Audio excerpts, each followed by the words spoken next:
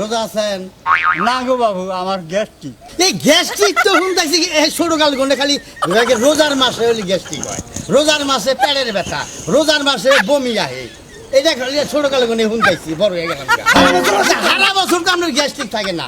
নিয়ত করে হাল দেন, রোজা আইলি পারে আমি রোজা থাকবো, 5 ওয়াক্ত নামাজ পড়মু, তাই গ্যাস্ট্রিক হবো না। কি আগে নিয়োগ বড়, নিয়ত করো, কি মন থাকবো?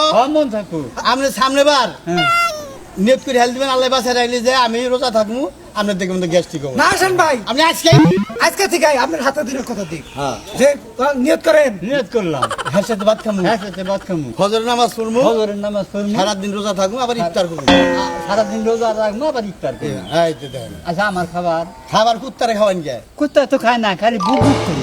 তাহলে বোঝেন সুদখোরের খাবার কুত্তারেও খায় না, হে বুক বুক করতেছে। রমজানের পবিত্রতা